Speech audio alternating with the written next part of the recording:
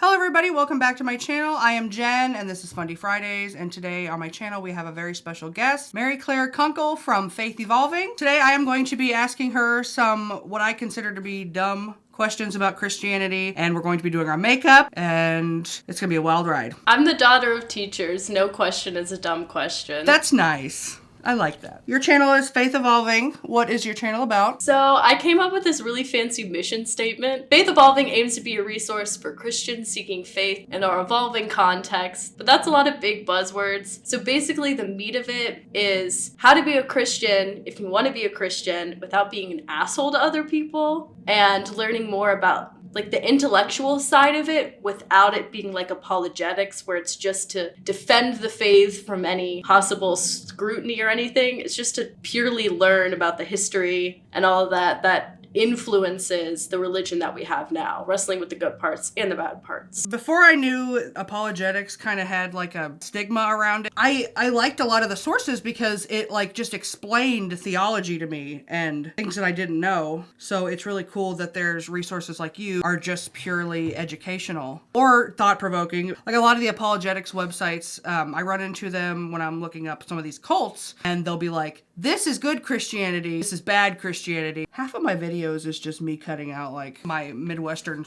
words slurring together. Yeah, we're both from the Midwest. I don't know if we said that. It's a lot of ope energy here.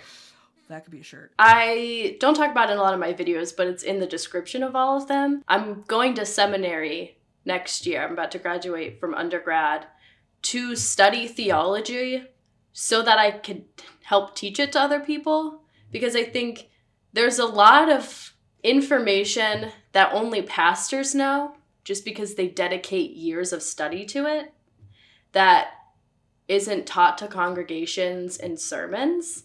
And I think it can be really harmful not to know historical context.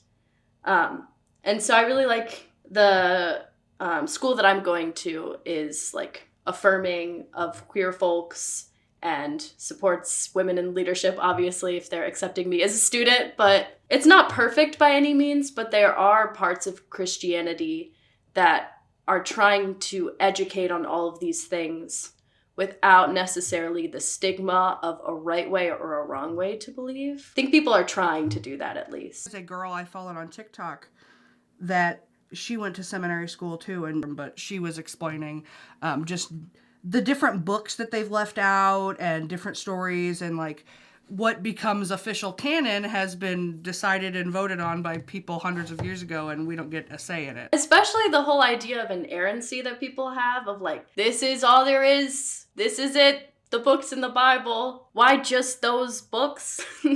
There are so many other writings that didn't make the cut that also are humans struggling with trying to figure out the divine. And I think those should be important too, not just the ones that have been passed down more. But that's where fundamentalists and I disagree the most, is the root of our disagreements is that I don't believe in the inerrancy of scripture. Yeah, and there's a big argument of divinely inspired versus like divinely written. Like I guess that means God is like telling you word for word what to say. Yeah, that never really made that much sense to me. Even as a kid, I was told that, but I never fully believed it. So I don't know. That's my take. I think you can get a lot more out of scripture if you don't look at it as literal and as a piece of writing. Then you can learn a lot more than just the surface level, which can often be really nasty and gross and disgusting. You said, and I don't know if this is in a video or in a chat, but I want you to repeat it because it was so awesome, that the Bible is just stories of people talking about God and trying to understand God. And I think that's more interesting than, because, well, there's bad stuff in the Bible, there's also boring stuff too. So if you don't believe in it, all the you're like, genealogies. do I really need to know about like all these bricks or whatever? You know, all that they count stuff all the time. Or what's the root? What do I really need to care about? A good chunk of the Old Testament, especially like after Moses, I don't know, there's certain parts of the Old Testament that is referred to as the law, and it's documenting the cultural norms and expectations of the people at that time so that they can pass it on. And so it's, to me, I look at it almost as like almost a history book, but also poetry. And I have a very controversial opinion that's going to be very heretical, and it's not fully formed yet. Be something I probably explore more in seminary, possibly be my thesis, that I think scripture should extend beyond the biblical canon. Like anything that a person writes that's trying to explore what the divine is, and especially like Christianity and those kinds of things, is in a sense scripture. And that extends to Girl Defined, who I disagree with a lot of what they say, but then also someone like Rachel Held Evans, who her writing is rich with lessons to learn. I'm going to use a Christian term. It's very life-giving to me to read. But because in the Bible too, there are parts that are really life-giving to read and other parts where it's just absolute violence. And I think it's more revealing the people at that time than necessarily God. I'm always afraid to say this because then I'm afraid it's going to discredit the things I say. But I'm not a big Bible reader. I want to be, but part of it is this apprehension because I know a lot of it isn't face value. And so when I read it, I want to know what they're referencing and really what they're trying to get at when they're writing things. So I'm like, I'll just go to seminary to read the Bible. That's the plan right now. It might just be that I'm a master procrastinator, but I'm going to say it's because I'm trying to be intelligent. You're smarter with the speaking words. Part of why my channel is called Faith Evolving is that I don't expect the beliefs that I have right now to be the same that I have in like 5 years, especially like I'm 21, my brain isn't even fully formed yet. So I expect it to change. And especially when you put things out on the internet, people are going to hold you to that. So I'm hoping it's some sort of, safeguard to say, yeah, that's what I believed. I changed my mind. And if it's something that's like really heinous and terrible, I want people to hold me accountable for that and to like actually move forward and not do it again and like show that you can learn and that grace is a thing and you can like evolve and, continuously try to be a better person. Maybe that's why Girl Defined, Paul and Morgan, all those, like, they don't want to acknowledge that their beliefs could change. Questioning them is not even an option, I would think. So, like, they're never going to go back on what they said. And if they do, then, all joke's on me. That's really interesting. They don't do it very often. Or if they do, they're like forced to. When we say fundamentalism, we're talking about the opposite of progressive Christianity. And I think this is a new-ish idea that the way that we're specifically saying fundamentalist. I don't know if it's that new. I've been in research for the video that we're doing on my channel. I was reading a book. It's off in the ether somewhere in my room. But it was published like at least 20 years ago. And it had the working definition of fundamentalism as kind of the opposite of progressive or liberal. It's also like a fundamentalist reaction is not exclusive to Christianity. It happens in a lot of different religions. So I think our working definition is accurate enough. Sometimes I feel like I'm really insecure that I don't know enough about a subject. Now, whether that be perceived or real, because it's the anxiety for me, sis. Because I did a video that was like Fundamentalism 101, and my definition is not the same as what I would give it now. Neither is the definition of fundamentalism in the Jerry Falwell video, because they're talking about these series of papers called the Fundamentals. So I guess that's why I was like, I don't know if it's new or old, because I feel like a lot of times I'm coming into these, I guess now, these Christian circles. Didn't think I would be, but I love it here. Let me stay as long as you want. But like, hey, I don't know anytime.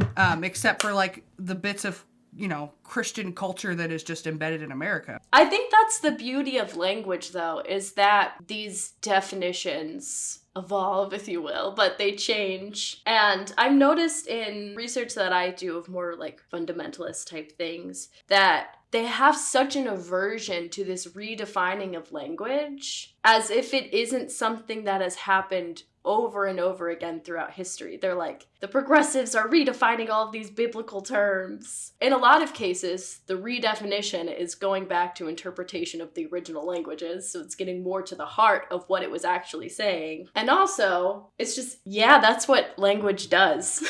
So what is special about the King James Bible? Why do fundamentalists like to use it the most? What Bible do you like to use, if any? I have no idea why they use the King James Version, because I don't read the King James Version because it's hard to decipher the language in it because it's all flowery and King James-esque. I think maybe part of it is because it's an older translation. Older is better. So it's this That's idea. what they think. Yeah, it's closer to the original when it isn't necessarily. That might have been the one that might have been the first translation into English. Fact check me on that. Could be pulling that out of my ass. I grew up bouncing between NLT and NIV. Now I usually read the NRSV because that's what my university usually does in our services. It's the NRSV version. And I don't know if this is like actually true or not, but in a religion course that I was like required to take, the professor had us get the NRSV because she said it's the most accurate English translation. So, inconclusive. Okay. The most accurate you can get is the original text. I was just about to say, that's something I really like about Judaism and Islam is that they make you learn the language if you want to read the book. I've had those conversations with my friends before in our confirmation programs, which is our kind of form of Christian education when you're in like middle school, early high school, that some churches have. You aren't required to learn any of the original language. Like, I don't know why we aren't taught how to, a little bit read and wrestle with the ancient Greek of the New Testament that like the Gospels were written in. I feel like that'd be pretty important to really understand what they said Jesus said, but... Next question. Okay, so original sin. Does everybody believe in that? Part 2 of that question is, I've heard that the pain of childbirth is supposed to be because of original sin. I don't know if that... well, there you go. Yeah, pain of childbirth is attributed to... I think it's in Genesis somewhere. I need a minute for that one. Okay.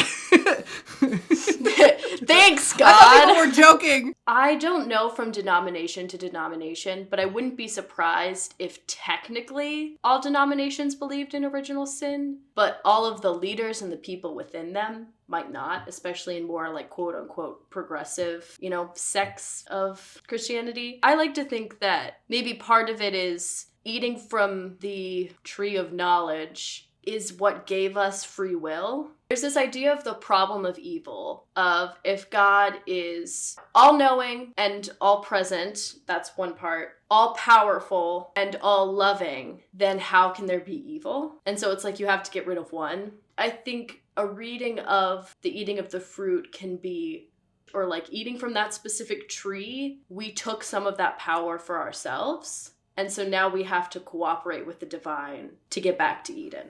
I really like that. But that's also super against doctrine. We don't need any doctrine. Fundamentalists Why even call yourself a Christian? are watching this, they're going to be like, where's she going to school? Who's her pastor? So we're all born with original sin, right? Like we don't start off at 0. We have a tally, is how I'm describing it in my brain. Is that kind of what it is? Yeah, I think that started in the Catholic Church because that's how, in order for Mary, like they have this whole thing that in order for Mary to have given birth to Jesus, she had to also be free of original sin. But it's also like, how did she, it's kind of, then it becomes a turtles all the way down situation. I was watching one of these, maybe not so accurate History Channel Jesus documentaries, and they said that it was actually Mary's mom who had the Immaculate Conception. And that story was too controversial, so they kept it out. So put that in your pipe and smoke it. What is a Pharisee? Pharisees were a certain type of religious elite at that time. So they were like clergy. And so they had a lot of like power in religious spheres. Because like everyone in that story, like everyone in the story of the Gospels, unless if otherwise specified, is Jewish. So like Jesus was Jewish. His whole family was. Almost all of his buddies were. It's less about the religion and more about the power dynamics at play. So a Pharisee would be someone who has a lot of religious power. Some of these are real dumb. Like, is it blessed or blessed? Both. Probably both. Blessed just makes you sound fancier, smarter, and more pious. Do you think God created other species, and do they have their own religions? Yes, God created the other species. I mean like aliens. Oh, aliens? I wouldn't be surprised if aliens exist, you know? They're probably out there somewhere and they might not be able to reach us. I mean, mathematically, there have to be. Yeah. Well, I'm saying, like... I think it's scarier... Like, joke's on us. If there aren't any aliens. I don't really know. But then that makes us more special. Maybe. I don't know. Yeah, it's either way. Yeah, I like to operate in just Earth because that's all we know at this point. Apparently elephants might, like, people I saw somewhere, I don't know if it's true or not because I think I saw it on TikTok, but apparently elephants have rituals coinciding with the moon cycles, like they do certain things. So honestly, elephants might have their own religion. What is a saint? Is that just a, like, notable person? Yeah, there's a whole process that people go through to become saints, and it's called, like, canonization. But it's basically just someone who lived a really good life or did something really good. A lot of them are martyrs for the church. And they're like, we're gonna honor you. You're a saint now. I know a lot of, not all, but let's say fundamentalist Baptists really hate Catholics, and they accuse them of worshiping the saints and things like that. And they try to go and convert Catholics to regular Protestant Christianity, they were what you came and from. That's a big problem. That always blows my mind. Partially, like, I don't really feel like I belong to just one denomination because I have had, like, a lot of different denominational experiences. And like I said before, I went to Catholic high school. My grandma's Catholic. And, like, I kind of, like, feel at home in masses, even though they won't let me take communion. So the Catholic Church should be, you know, very critically, you know, analyzed and called out and held accountable. But, like, the Catholic slander and just, discounting the whole thing bothers me a bit. Okay, so this next one, you might have the answer, because you just got done watching Jesus Christ Superstar. We should watch that together sometime. Next Good Friday. Did Jesus know beforehand that he was going to be crucified and have to do all this? Or how far in advance did he know? I think it's speculated when he found out, but he knew. Once he knew that he was the Son of God, he knew because there was a prophecy, like centuries prior about the coming of the Messiah. So if he was the Messiah, he knew he was gonna die. He's like, I'm not just here to eat Cheetos. Like, I gotta, you know, do. be killed by the state for being progressive and radical. So, ugh. Well, you know how Fundies feel about state-sponsored violence. They love it. Just like Jesus did, apparently. I watched, last year I watched Passion of the Christ. I've never seen it. It's too gory. And also, I'm pretty sure Mel Gibson is an anti-Semite, so... Oh, Mel Gibson is... Yeah, I need to make an episode about him. But the guy who played Jesus, he, like, had a religious conversion because of that movie, and now he, like, goes on tour talking about his... testimony. Oh shit. I mean, I'm sure, you'd almost have to become a Christian after playing Jesus. Did it work on John Legend? He's an Ohio State fan. I'm from Ohio. I hate football in Ohio State, so I don't know if that's much of a pool, but... I suppose we should wrap this up and segue into... Do you want to ask anything about being gay? Are you gay? Hey! Are you a little queer? This is definitely fruity. Okay, so I've heard that hell that we know of, like from the movies, is not in the Christian Bible. I've heard hell is just the absence of God's love. So where does this idea come Dante's from? Inferno. Blame it on Dante's Inferno. Poetry that we forgot that, you know, there's sometimes there's just fiction writing. Not everything is nonfiction. Sometimes things are poetry and they're imaginings. And anytime Christians come across that, they're like, oh, this is fact now. So you can blame Dante's Inferno and Paradise Lost, which is by Milton. Were you ever, like, told as a child, like, to be scared of hell or, you know? I didn't get it, like, shoved down my throat, but I got it every once in a while where they're like, Oh. and I was like, okay. It was mostly in my confirmation class. It never really sat well with me, but it also wasn't the basis for a lot of sermons. So it was always there, but it wasn't like a major tenet necessarily of my faith. I already asked you last time, what does eat your babies mean? And we couldn't find an answer. Oh yeah, no clue. Fred Phelps says that for further reference. I think he made that up. That's the thing about religion. Like, it's kind of made up. I think that it's still important. Like, I've had this phrase ever since I was in high school. I was so proud of myself for coming up with this. That religion is cultural, God is not. So it's practices ways that different cultures have come up with to kind of like standardize or create like a cohesive community for people to have spirituality. And so the idea of converting people from other religions always sat really wrong with me, because I was like, it's the same God, you know, they're just doing their thing. If it's all about love, then we're doing the same thing, just culturally different. Burgers or meatballs for dinner? I'll text back for you. Same thing, bitch, just different shapes. It's time for the big reveal. What's the makeup we did? Are you ready? I forgot to buy a halo. I'm in hell. I thought about doing a biblically accurate angel. It's just like a bunch of like, With a bunch of eyes? but I'm not good enough at makeup. So I was like, I'm gonna look like a little figurine. You look beautiful. You look gorgeous. You look like Linda Evangelista. You're a model. Well, everybody, that was my best friend, Mary. There's something about Mary. Something about her. Whenever I refer to you to anybody, I call you Faith on accident. But that's not your name. But your channel is Faith Evolving. I'll put on the screen your handles. Is there anywhere in particular, any projects you're working on? I did a video with Jen. I did a video with Fundie. And it's on my channel right now. So go watch that. This is just the appetizer, okay? The main course is on If you Mary's want channel. LGBTQ plus affirming, white person striving to be anti-racist, Christian content, come my way. Thank you everybody for watching. If you enjoy my content, go ahead and consensually smash that like and subscribe button. Follow me on social media, buy my merch, give me money on Patreon, leave a nice comment, or get in a fight. I don't really care. Have a very blessed day. Could you consider Jesus to be God's human Sona? Yeah, Yes. for sure.